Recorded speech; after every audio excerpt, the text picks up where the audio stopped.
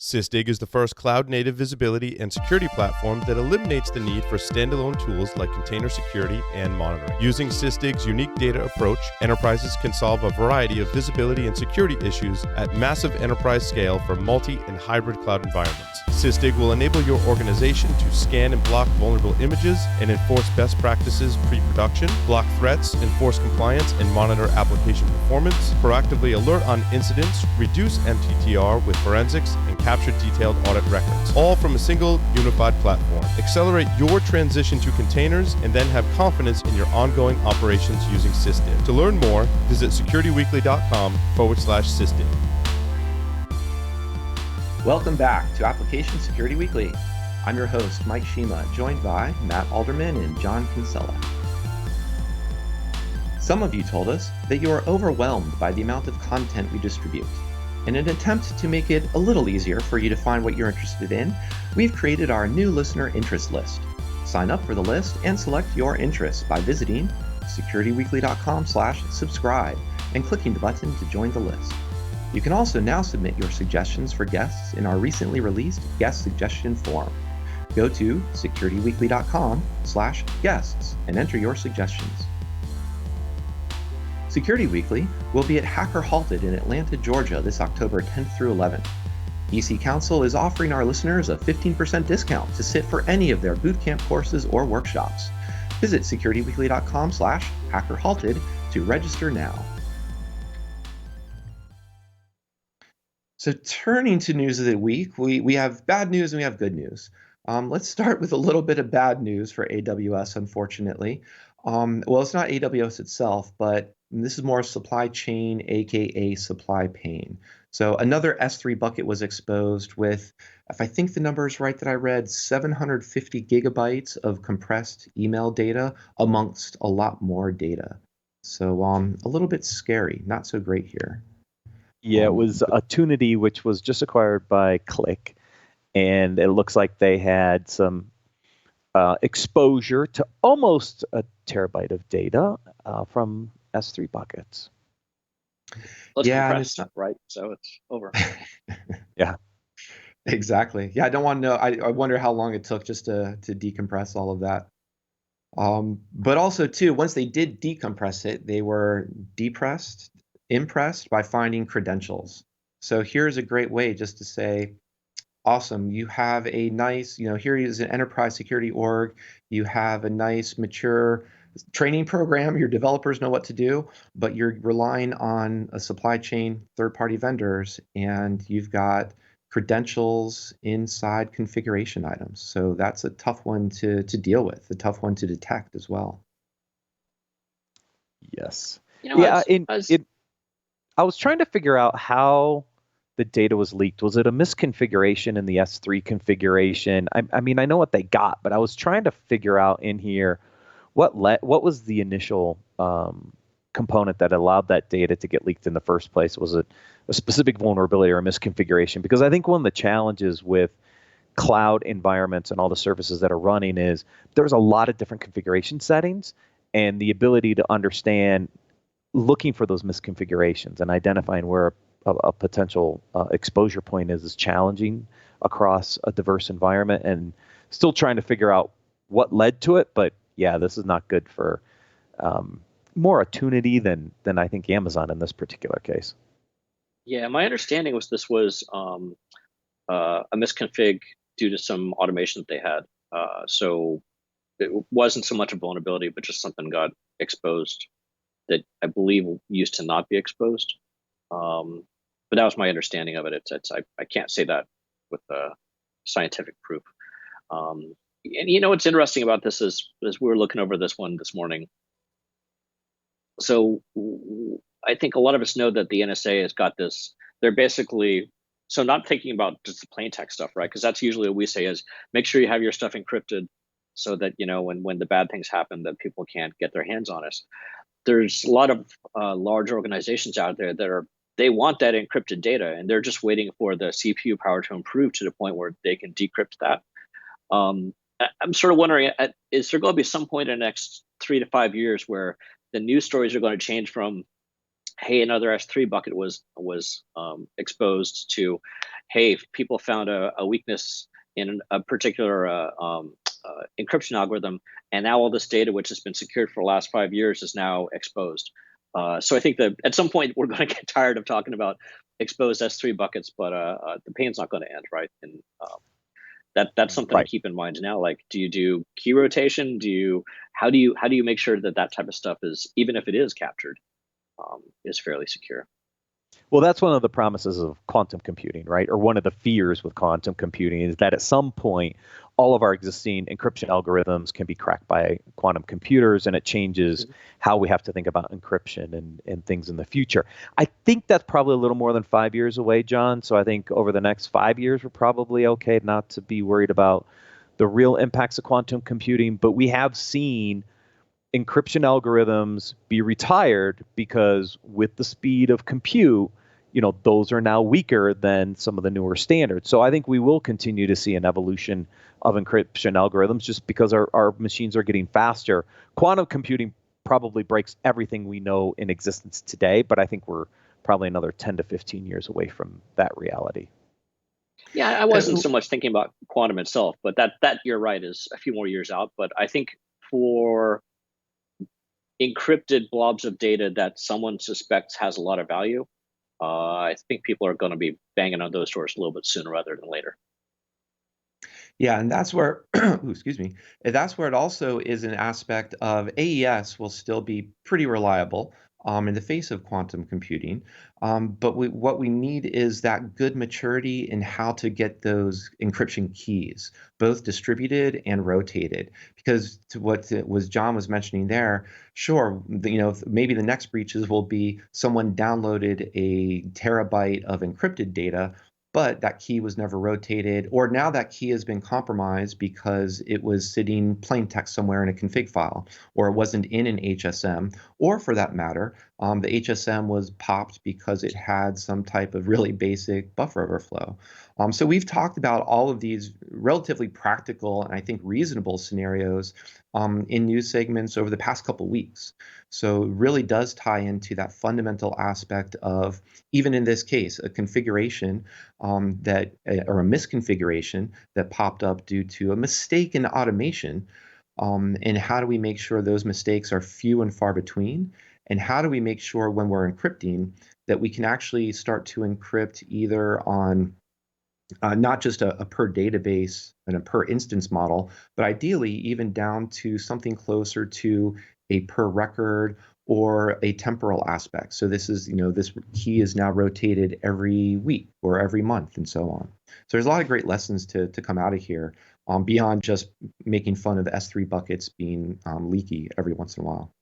Yeah, we actually Paul and I did a webcast with SaltStack last week on the challenges and what we believe is one of the major concerns with misconfiguration. We all focus on the vulnerability, but a misconfiguration is also a vulnerability. Everybody goes after the name vulnerabilities. And because there are a lot more configurations across a lot more services, I think misconfiguration and the ability to manage that is really, really difficult. And what we did with SaltStack in that webcast last week was really talk about how you can validate and actually auto-remediate aspects of those misconfiguration environments that help organizations that are deploying lots of these services at scale in the cloud. Tools like SaltStack and others that are out there allow you to manage and look for those misconfigurations, thus reducing these types of potential data leaks or attacks. Definitely something for people to check out if they haven't seen it. What they do is really cool. That's a great point. And even, even Amazon, to their credit, AWS has, been paying attention to this, how easy it is to have an S3 misconfiguration be pretty critical. And they've made some recent changes so that by default, it's a lot more obvious when those misconfigurations are made, and you have to put a lot more effort into manually having these the bad configuration or the insecure configuration happen. So those are good things. We had the same conversation with Microsoft when in Azure, right? They're building better best practices around the configuration of these services to make it easier for people to to implement a best practice or a best configuration standard for these new services. I think it needs both. I was going to say it needs both the best practices, but also as this stuff gets more and more complex, if you're doing this by hand, the setup or configuration, it's just a matter of time until you get whacked, right? You have to go the extra trouble initially to get this set up to do some sort of automation, whether it's pick a tool, but that the script is going to follow the script. It's not going to follow if you had coffee that morning or if you remember to set that bit. So that work needs to be done up front. Yeah, they should be, as a callback to last week, John, we should avoid the bespoke manual configuration and really go for these bespoke, scripting configuration for your cloud environments.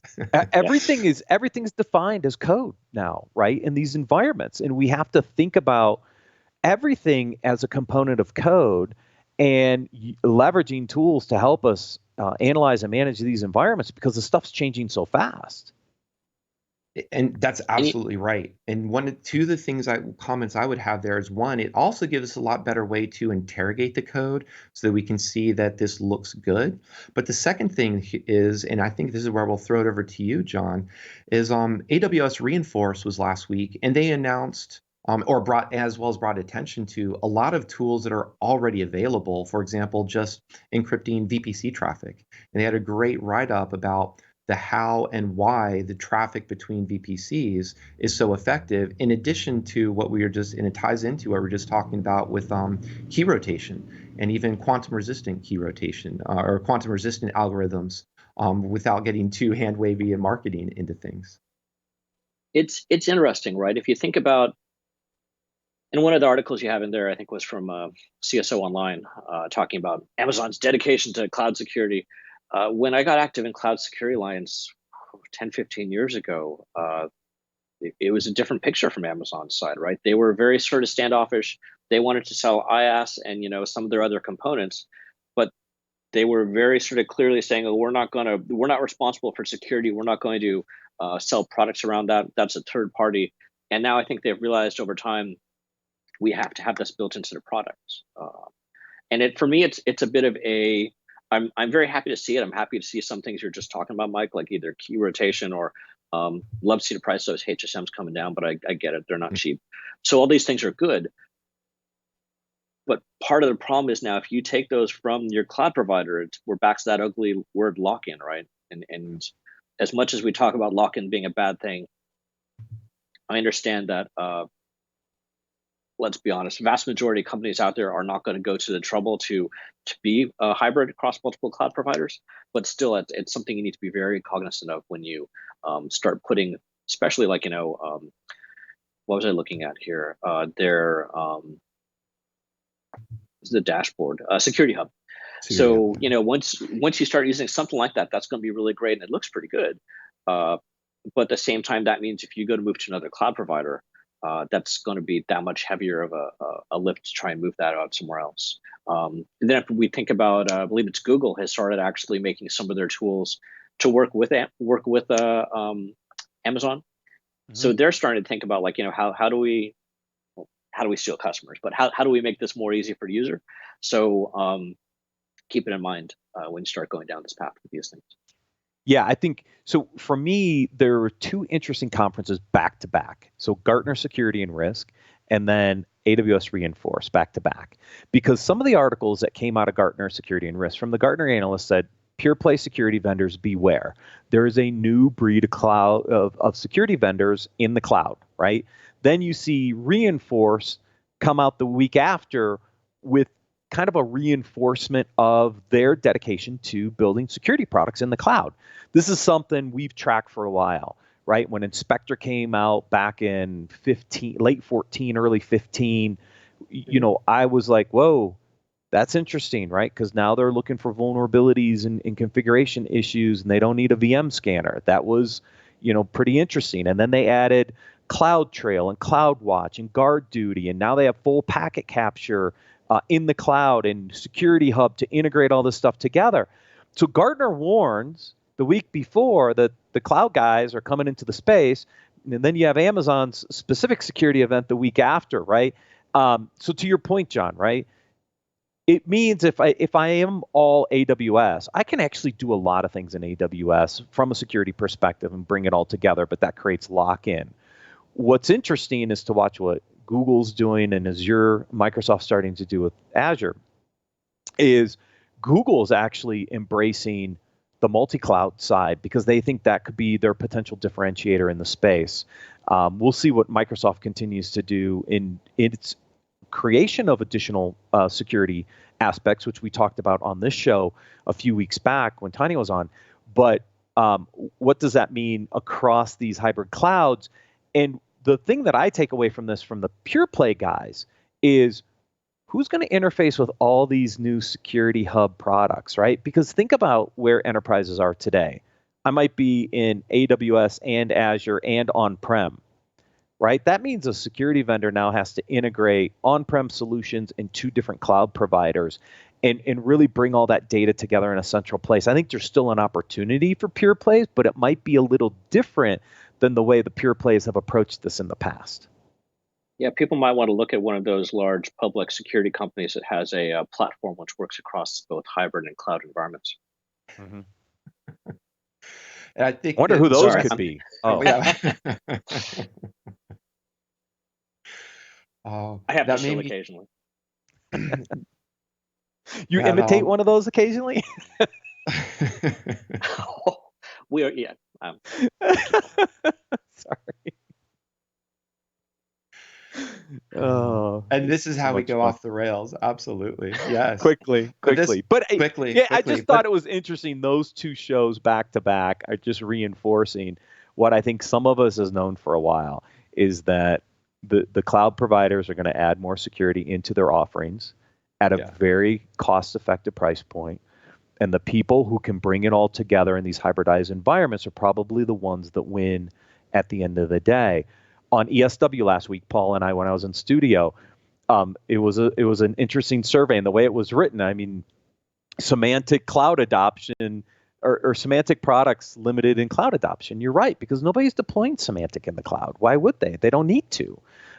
It's not the way they intended the article to be written, but it was just a testimonial to the fact that why are you deploying traditional antivirus and some of these other traditional tools when you can get those tools from the cloud providers? What you really want is somebody that can take that endpoint data with other endpoint data and bring it all together in an effective way. Yeah, and we've definitely seen this is going back to what, say, 10 years ago or so. If you were trying to sell an appliance, that was your days were absolutely numbered. No one buys appliances anymore. They don't meet scale. And so on. And so even to your point, Matt, modern apps or modern offerings absolutely need to be working with that hybrid cloud environment and really have to put APIs first. So if you aren't offering strong APIs with your service or with your solution to either get data in or get data out, then you're just going to miss, you're going to miss the boat. And the cloud providers have that visibility and have that capability to hook into CI/CD pipeline, hook into developer tools.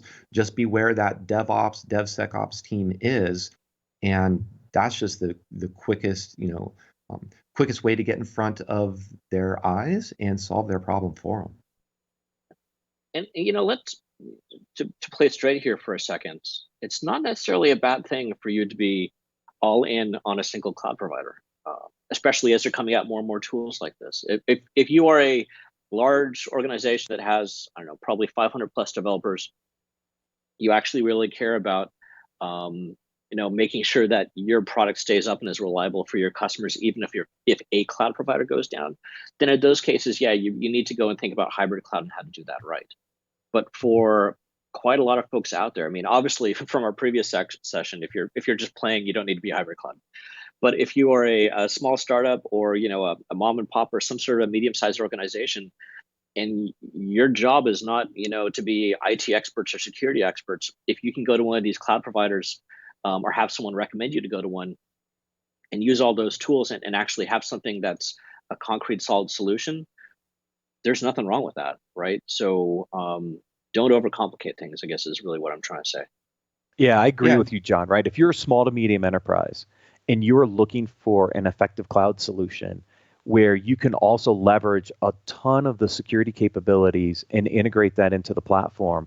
It would be way easier to manage for you without potentially the staff. And you're going to get a lot of capabilities at a really good price point as part of your cloud provider. And there's nothing wrong with that approach. You can do it in Amazon, obviously. I think you can do it in Microsoft and Azure with what they've been building. And I think over time, you're going to continue to be able to do more and more of that with Google in the Google Cloud platform as they continue to do things like integrate Chronicle into the Google portfolio and some of the other things that they're doing. So I don't know that there's a wrong decision per se on which cloud provider, because I think you can get tools from all of them.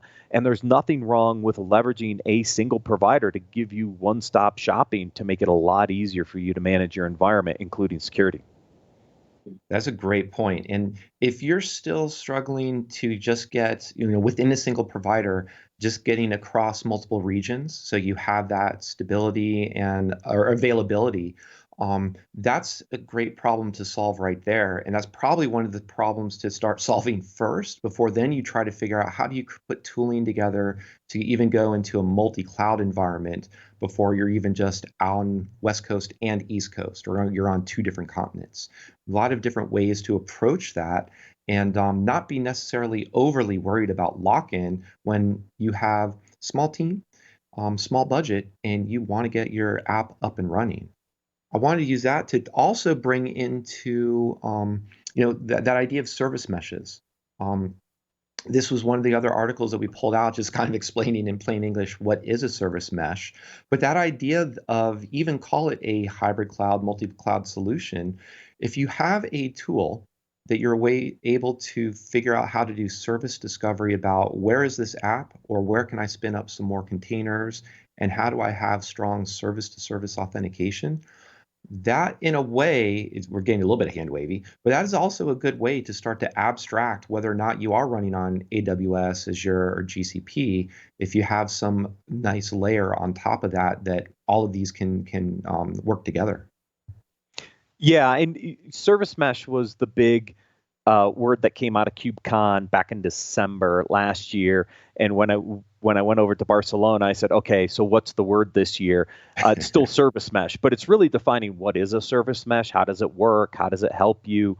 That's where a lot of time was. And I pulled this article out because I think a lot of people are confused. What the heck is a service mesh? And I thought they did a really good job here of explaining what is a service mesh, right? It's a set of software components which act as glue for a set of independent applications. And it basically said, look, it's like a mashup between a load balancer, a web app firewall, and an API gateway. Yeah, I understand that, right? But service mesh, when it first came out, it's like, well, what the heck is that? Yeah, and there's another great, it links to another article that just has a great analogy about the Postal Service. And it's basically all these little, microservices in our network. They just want to get packet from destination A to B, but they don't need to predefine how the route is that it's going to get there. So let your control plane carry this over to figure out, yep, these two services not only are allowed to talk to each other, so there's a important security angle there, but this is the quickest way for them to talk to each other. And so now I'm just going to get data from point A to point B. And by the way, it also looks like we need to, based on demand, need to spin up some additional instances to support it. So there's a lot of really great things here.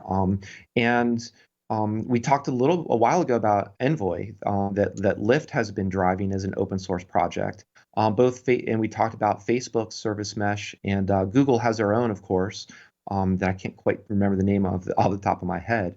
But these are what, service mesh isn't one of those terms that is like hand wavy and it doesn't have a lot of depth to it. It really is, call it your control plane, your data plane. How do you get services to talk to each other? How do you get data from one point to another securely? Yeah, and this ties into the workload identity article on GKE as well, right? Because this is the other really important part. Not only understanding how to communicate, but now how to authenticate services together, right? And so you're seeing an evolution of services that are going to continue to come out around workload identity and service accounts and managing those and making sure that these components can talk to each other, authenticate correctly. That's why I keep saying at the end of the day, it's app user data, right? It's going to be variations of identity, and it's going to be variations of application and data accounts. But this concept of service accounts and the ability to manage what is allowed to connect and talk to what is going to be a continual important piece. And this ties into the service mesh as you're trying to figure out how to deploy things. They also need to figure out how to authenticate to things, which ties into this GKE article. Yeah, and that article is great too. It's funny because we can also tie it back to, does that mean we're also getting vendor lock-in going with workload identity, despite the fact that it's, enforcing least privilege, so it's doing a great thing right there. It's also enabling you to, another callback to earlier in this section, rotate keys. So rather than your instances or so on having 10-year service account keys, you can rotate these on a really quick frequency. And one of the interesting terms that's in here that I also wanted to highlight that might start to pop up in security conversations more often is the concept of the blast radius, both in the sense of what's the blast radius of what could go wrong. So S3 bucket gets misconfigured. Here's 750 gigs of compressed data. Or what's the blast radius of the service or the change you're making? So, meaning here is a fundamental change that has these downflow effects that makes service-to-service identity either a lot easier or a lot harder. Or some configuration change that requires all your other microservices now to have to opt in. So I just kind of thought it was kind of funny to have a blast radius and watch that to start to creep into security parlance. Yes. Yeah, the military guys like to get their phrases in here. I'm not sure if they like to get the phrases in or we like to take the phrases from them, but yeah. Which leads us to one of the last articles I put in here, which was developers and security teams under pressure to collaborate. Duh. We've been talking, look, we talk about this a lot, right?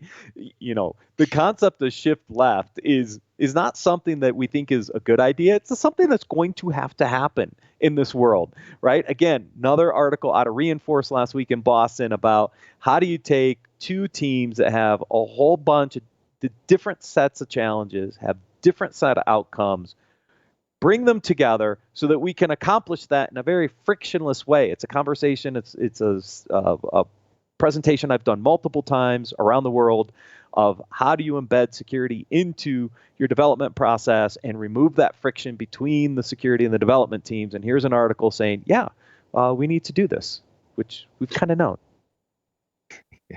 I definitely agree. We've kind of known that if in this day and age, if you're still having that kind of adversarial relationship, then you've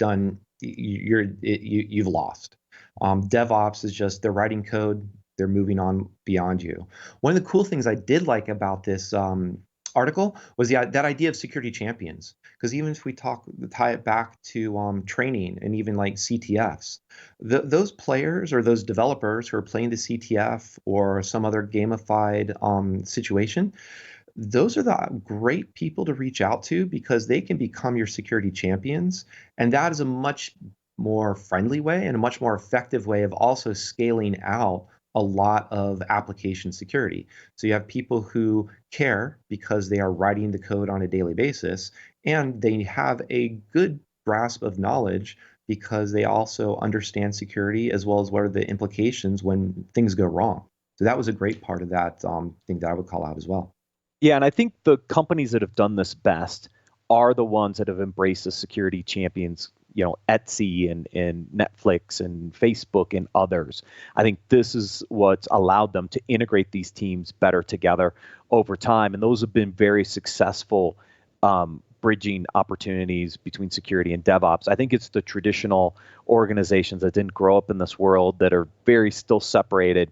But by bringing in some security champions, whether from either side, by the way, I think the opportunity here is for somebody in development who really understands development and security to step up to be a security champion, or someone on security that also understands development and sees the value in integrating the security into the tools can also be a very good security champion to help bridge these gaps.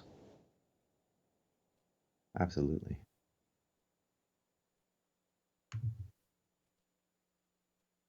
So I think we covered them all.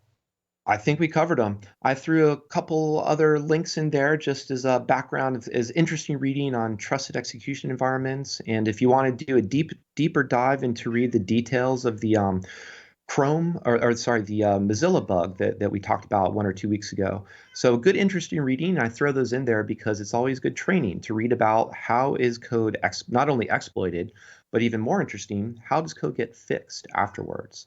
So everything from Mozilla patching array handling to OpenSSH dealing with things like RAM bleed and so on.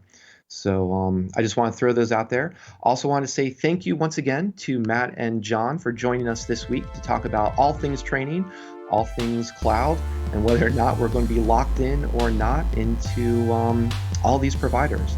And of course, finally want to say thank you to everyone for joining us once again. We'll be back next week with another episode of Application Security Weekly.